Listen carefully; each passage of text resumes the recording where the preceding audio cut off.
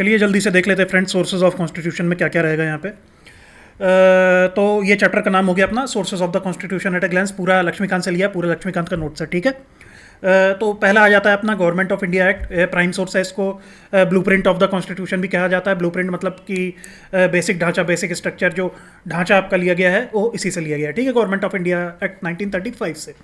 यहाँ पे एक बात और बता देता हूँ जल्दी से कि गवर्नमेंट ऑफ इंडिया एक्ट 1935 ये सारे ही एक्ट्स हैं जो 1774 से ब्रिटिश के टाइम पे बहुत सारे अलग अलग नियम बनाए जाते थे और उनको भी हमें पढ़ना पड़ता है फ्रेंड्स, ठीक है ना। तो उसके लिए एक सेपरेट एंड में वीडियो बनेगा, क्योंकि यार अभी तो कॉन्स्टिट्यूशन के आर्टिकल ही जब नहीं याद होते हैं तो ये सब एक्ट्स वगैरह में उन किसमें क्या प्रोविजन था ये सब कहाँ से ही याद कर लोगे आप लोग, ठीक है। तो इसके लिए एक अलग से वीडियो बनेगा। कब बनेगा? एंड में बनेगा, ठीक है।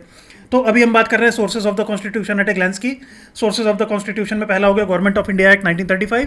इसमें देख लेते हैं क्या क्या लिया गया है अपने कॉन्स्टिट्यूशन में। तो फेडरल स्ट्रक्चर लिया गया है। तो फेडरल स्ट्रक्चर क्या होता है? फेडरल स्ट्रक्चर मतलब कि केंद्र सरकार और राज्य सरकार, मतलब सेंट्रल गवर्नमेंट या स्टेट गवर्नमेंट, ठीक है। कहीं भी है फेडरल स्ट्रक्चर। अभी ये याद रखने की चीज़ें फ्रेंड्स, ठीक है ना। Government of India Act 1935। Then governor, हर स्टेट का एक अपना गवर्नर होता है, ठीक है। जिस भी स्टेट से आप आते हो, MP, UP, Bihar, Rajasthan, Haryana, Himachal Pradesh, whatever state you come from, that must be having a governor of the state, okay. Then judiciary का जो अपना अभी कंसेप्ट चला आ रहा है ना, इंटीग्रेटेड जुडिशरी, सबसे ऊपर supreme court. Then state high courts, जो Allahabad high court, Jabalpur high court, ठीक है ना, जो high court Rajasthan high court. Then ये स्टेट पीएससी जो आपका एग्जाम कराता है, ठीक है। इसका कंसेप्ट भी 1935 एक्ट में दिया गया है। एक्ट अलग से डिस्कस करेंगे तो ये हम लोग पढ़ लेंगे, ठीक है। देन इमरजेंसी प्रोविजंस, ठीक है। कॉन्स्टिट्यूशन में हमारे इमरजेंसी प्रोविजन दिए गए हैं, ठीक है। 3 तरह की इमरजेंसी होती है, नेशनल इमरजेंसी, स्टेट इमरजेंसी और फाइनेंशियल इमरजेंसी, ठीक है। तो ये हो जाएगा। तो ये हो गए 1 2 3 4 5 चीज़ें हो गई आपकी गवर्नमेंट ऑफ इंडिया एक्ट 1935 से। चलिए अब ब्रिटिश कॉन्स्टिट्यूशन देख लेते हैं। तो ब्रिटिश का ही हमारे ऊपर रूल चल रहा था, ठीक है ना, 200 सालों से। तो उसी कॉन्स्टिट्यूशन के साथ में, कॉन्स्टिट्यूशन तो है नहीं ब्रिटिशर्स का एक प्रॉपर रिटन फॉर्म में, कुछ प्रैक्टिसेस होती हैं वहाँ पे जो कि हमने ऑप्ट आउट कर ली हैं, मतलब कि जो कि हमने अपने अनुसार कैप्चर कर लिए, ले ली हैं, ठीक है। तो यहाँ पे देख लेते हैं parliamentary type of government. Parliamentary type of government से मतलब है लोकसभा, राज्यसभा आपने सुना होगा जो हाउसेज हैं पार्लियामेंट के, ठीक है। वो कहाँ से लिया गया है? House of Lords, House of Common, from the British type of government, ठीक है। एक और चीज़ आ जाती है रूल ऑफ लॉ, ठीक है ना। रूल ऑफ लॉ हो गया मतलब कि सब लॉ के हिसाब से चलेगा, ठीक है। ये भी ब्रिटिश कॉन्स्टिट्यूशन से लिया गया है। लेजिस्लेटिव प्रोसीजर, इसका मतलब है कि नियम पास करना। जैसे आप सुनते होंगे कि विंटर सेशन चल रहा है, मानसून सेशन चल रहा है पार्लियामेंट का, उसमें कुछ लॉज पास होते हैं, ठीक है ना।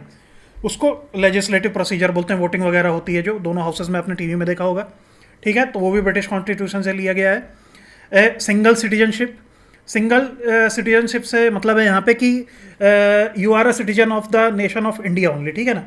ऐसा नहीं है कि you are a citizen of nation of India as well as the state of Bihar. ऐसा अमेरिका में होता है कि अमेरिका में, यूएसए में ऐसा होता है कि you are a citizen of United States of America as well as the state of California, ठीक है। यहाँ ऐसा नहीं है, सिंगल सिटीजनशिप है, ठीक है। क्यों है, किस लिए है, ये आगे बात करेंगे जब इस चीज़ पे हम डिटेल में डिस्कस करेंगे, ठीक है। तो और कैबिनेट की बात कर लेते हैं। कैबिनेट मतलब जो खास खास मंत्री होते हैं।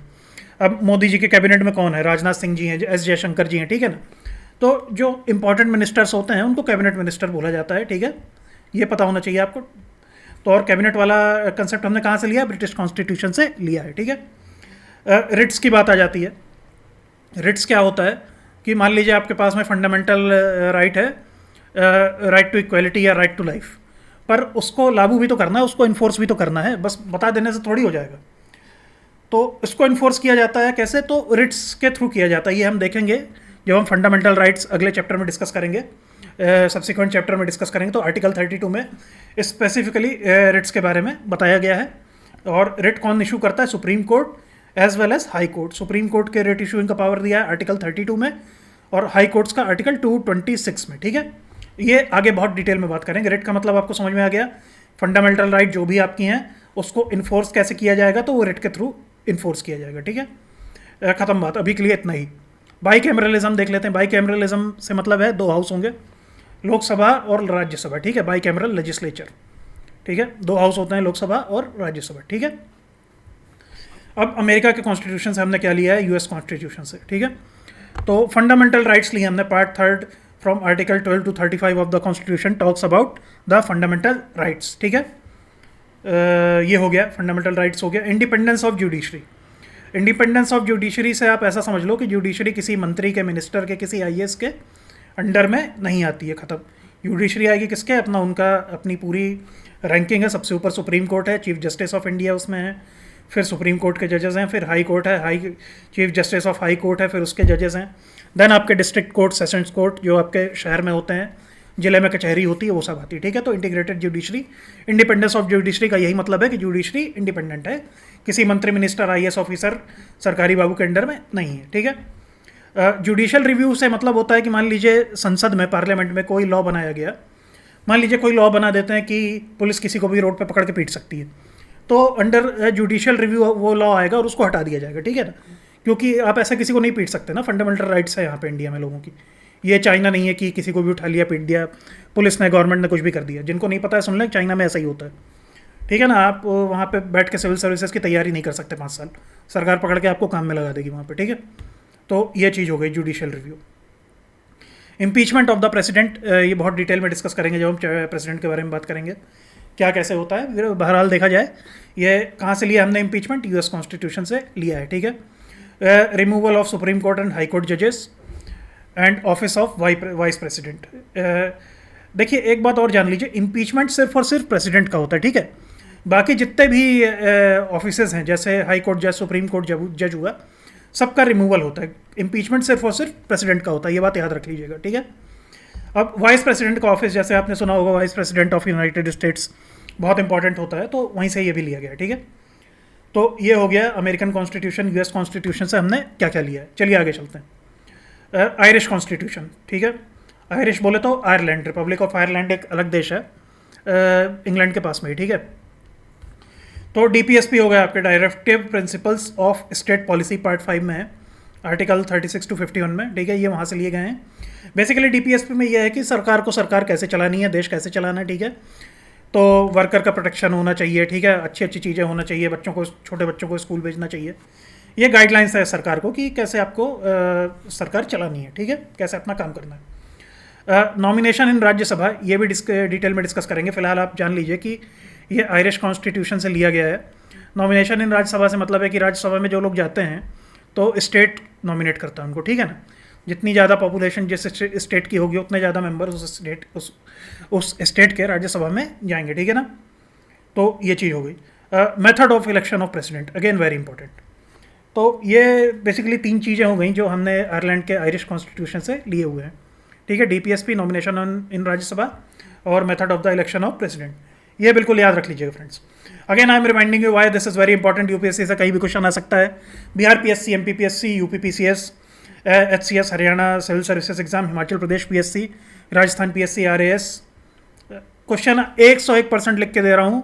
प्रीलिम्स में यहाँ से क्वेश्चन मैच द फॉलोइंग में स्टेटमेंट बेस्ड टिक करने के लिए आएगा ही आएगा। स्टेट पीएससी में, यूपीएससी में भी आ सकता है, 100% chances are there, okay. State PCS में 101% चांस है, यूपीएससी में 99% चांस है, ठीक है। आगे देख लेते हैं, चलिए। कनाडा से अभी हाल ही में काफ़ी बातचीतें चल रही है हमारी, तो वहाँ से भी हमने कुछ बोरो किया था। Federation with a strong centre, very important, ठीक है। 20 बार पूछ चुका है यूपी पीसीएस में। उत्तर प्रदेश में 20 बार क्वेश्चन आ चुका है। Federation with a strong centre कहाँ से बोरो किया है, तो कनाडा से बोरो किया है। इसका मतलब यह होता है कि केंद्र सरकार जो हमारी, सेंट्रल गवर्नमेंट जो हमारी है, मोदी जी के अभी अंडर में जो दिल्ली में सरकार है, वो बहुत स्ट्रांग है, ठीक है ना। वो कुछ भी कर सकती है। स्टेट गवर्नमेंट वहाँ पे कहीं आसपास भी नहीं आती। वो चाहे तो स्टेट गवर्नमेंट को हटा भी सकती है। हटाती इसलिए नहीं है कि डेमोक्रेसी के अगेंस्ट हो जाएगा, वोट बैंक चला जाएगा, इसलिए नहीं हटाती है, चाह के भी, ठीक है ना। चाहे तो हटा सकती है, कोई नहीं रोक सकता। इंदिरा गांधी ने इमरजेंसी लगा दी थी, कोई कुछ नहीं कर पाया था, कोई स्टेट गवर्नमेंट कुछ नहीं कर पाई थी 1976 में, ठीक है। तो ये बात याद रख लीजिएगा। Appointment of governor by the centre, centre से अभी गवर्नर की बात कर रहे थे। गवर्नर कहाँ से आता है, सेंटर से अपॉइंट होकर के ही किसी स्टेट में आता है गवर्नर आपका, ठीक है। एक आ जाता है advisory jurisdiction of the supreme court, president को होता है, प्रेसिडेंट चाहता है तो एडवाइस ले सकता है सुप्रीम कोर्ट से, ठीक है। तो ये भी हमने कनाडा से लिया, अगेन वेरी इंपॉर्टेंट फ्रेंड्स। ये लोग मिस कर जाते हैं, कभी भी क्वेश्चन आ जाएगा इससे, ठीक है ना। आप मॉक पेपर्स किसी भी कोचिंग के उठा के देख लो, ये क्वेश्चन कहीं ना कहीं मिल जाएंगे आपको। कहीं से नहीं ले रहा हूँ फ्रेंड्स, केवल लक्ष्मीकांत से ले रहा हूँ। ये लक्ष्मीकांत के नोट्स ही हैं आप, और प्रीलिम्स के लिए बहुत बहुत इंपॉर्टेंट फ्रेंड्स ये, ठीक है। प्लीज़ पढ़ के जाइएगा, ये बहुत फ़ायदा होने वाला है इससे, ठीक है। ऑस्ट्रेलिया से क्या लिया, कॉन्करेंट लिस्ट, ठीक है। कॉन्करेंट लिस्ट 7th शेड्यूल में आती है। अब ये लिस्ट क्या होता है, लिस्ट ये होता है कि कौन सा काम जो सरकारी काम है कौन सा स्टेट गवर्नमेंट करेगी, कौन सा सेंट्रल गवर्नमेंट करेगी, ठीक है ना। अब एक तो ऐसे ही स्टेट लिस्ट हो जाती है, एक सेंट्रल लिस्ट हो जाती है, ठीक है। जैसे डिफेंस हो गया आपका, वो सेंट्रल लिस्ट में, वो स्टेट डिफेंस का आर्म फोर्सेस का काम ये वाले का नहीं देखता है, ठीक है। एक कॉन्करेंट लिस्ट हो जाती है, जैसे दोनों करेंगे, जैसे फॉरेस्ट हुआ, एजुकेशन हुआ, तो ये सब कॉन्करेंट लिस्ट में आते हैं। मतलब दोनों ही सरकारें इस पर काम करेंगी, दोनों ही सरकारें इस पर नियम बना सकती हैं, ठीक है। जॉइंट सिटिंग ऑफ 2 हाउसेस, एक जॉइंट सेशन हो जाता है कभी कभी, बहुत दिन से फिलहाल तो नहीं हुआ है, तो दोनों हाउस, लोकसभा राज्यसभा एक साथ बैठते हैं, वोटिंग होती है किसी वो लॉ को लेकर, ठीक है। आर्टिकल 108 में दिया है, अगेन वेरी इंपॉर्टेंट। ये हमने कहाँ से लिया है, तो ये ऑस्ट्रेलिया से लिया, ठीक है। तो ये 2 चीज़ें हो गई जो हमने ऑस्ट्रेलिया से लिया है। चलिए आगे चलते हैं। Weimar constitution of Germany, Germany का वीमर कॉन्स्टिट्यूशन था, अब तो चला गया वो, है ना। बीच में बना था वीमर कॉन्स्टिट्यूशन जर्मनी में। तो वहाँ से क्या लिया, suspension of the fundamental rights during emergency, ठीक है। नेशनल इमरजेंसी मान लीजिए लग गई है, स्टेट इमरजेंसी में तो नहीं होता, नेशनल इमरजेंसी मान लीजिए लग गई है, पाकिस्तान ने अटैक कर दिया, तो वहाँ पे आप क्लेम नहीं कर सकते मेरा फंडामेंटल राइट है, ठीक है। ये हटा दिया जाएगा उस समय पे, माना नहीं जाएगा कि आपका फंडामेंटल राइट है कि आप कहीं भी जा सकते हो, कुछ भी कर सकते हो। उस समय सरकार चाहे तो हटा सकती है, ठीक है। आगे चलते हैं। यूएसएसआर का कॉन्स्टिट्यूशन, सोवियत रशिया हुआ करता था जो, Union of Soviet Socialist Republic, it collapsed in 1991, 1991 में ख़त्म हो गया। तो उसके कॉन्स्टिट्यूशन से हमने फंडामेंटल ड्यूटीज़ लिए, ठीक है। आर्टिकल 51A फंडामेंटल ड्यूटीज़, ठीक है। और again idea of justice, social, economic and political preamble में, ठीक है, जो डाला है हमने उठा के, वो यहीं से लिया है। अब फंडामेंटल ड्यूटीज़ ओरिजिनल कॉन्स्टिट्यूशन का ये पार्ट नहीं थी, 42nd अमेंडमेंट में डाला गया है इनको। अमेंडमेंट के ऊपर भी एक अलग से चैप्टर बनेगा, लास्ट में बनेगा ये सब फ्रेंड्स, फिलर्स चैप्टर नहीं है, बहुत इंपॉर्टेंट होते हैं। और किसकी एडवाइस पे बनी थी, स्वर्ण सिंह कमेटी की एडवाइस पे बनी थी, ठीक है ना। तो एक स्टेटमेंट दे देगा यूपीएससी की, fundamental rights were incorporated on the advice of Swaran Singh committee, ठीक है ना। आप लोग में से बहुत सारे लोग ऐसे होंगे उसको राइट टिक करके चले आओगे, पर ऐसा नहीं होगा। राइट आंसर होगा fundamental duties were incorporated on the recommendation of Swaran Singh committee, ठीक है ना। और 86th अमेंडमेंट एक्ट, जिसमें 11th फंडामेंटल ड्यूटी डाली है 2002 में, जिसमें कि बच्चों को स्कूल भेजने की बात हुई है, ठीक है ना। तो ये कुछ चीज़ें फंडामेंटल ड्यूटीज़ में बाद में इनकॉर्पोरेट हुई है, ठीक है। ये हो गया रशिया यूएसएसआर का कॉन्स्टिट्यूशन। फ्रांस का देख लेते हैं। रिपब्लिक की बात हो गई। Ideals of liberty, equality and fraternity, जो प्रियम्बल में है, आप प्रियम्बल पढ़ोगे, प्रियम्बल पे नेक्स्ट चैप्टर होने वाला है, उसमें ये वाली हम बात कर लेंगे, ठीक है ना। तो फ्रेंच कॉन्स्टिट्यूशन से यही लिया है हमने, ठीक है। जहाँ पे ये टर्म्स देखे ना, Republic, equality, liberty, fraternity, French constitution, बस ये एज इट इज़, ये स्टेटमेंट आप कोट कर सकते हो अपने इसमें मेंस के पेपर में। साउथ अफ्रीका की बात कर लेते हैं। बहुत से लोग यहाँ तक पहुँचते ही नहीं है। अगर आप यहाँ तक पहुँच गए हो तो प्लीज़ इसको शेयर कर देना, लाइक और सब्सक्राइब कर लेना। समझ गए होगे यहाँ पे बहुत क्वालिटी मिल रही है, ठीक है ना। ये कोई नहीं बताता है, सब छोड़ देते हैं, इतनी जल्दी कोई नहीं बताता, सब फालतू बकवास करते हैं, ठीक है ना। आगे चलते हैं बिना किसी बकवास के। South African constitution, election of members of Rajya Sabha and article 368। तो राज्यसभा में बहुत सारी अलग अलग चीज़ें, मेंबर्स का इलेक्शन कैसे होगा, और आर्टिकल 368 मतलब अमेंडमेंट ऑफ द कॉन्स्टिट्यूशन, ठीक है ना। ये कहाँ से दिया गया है, ये साउथ अफ्रीका के कॉन्स्टिट्यूशन से लिया गया है, माय फ्रेंड्स।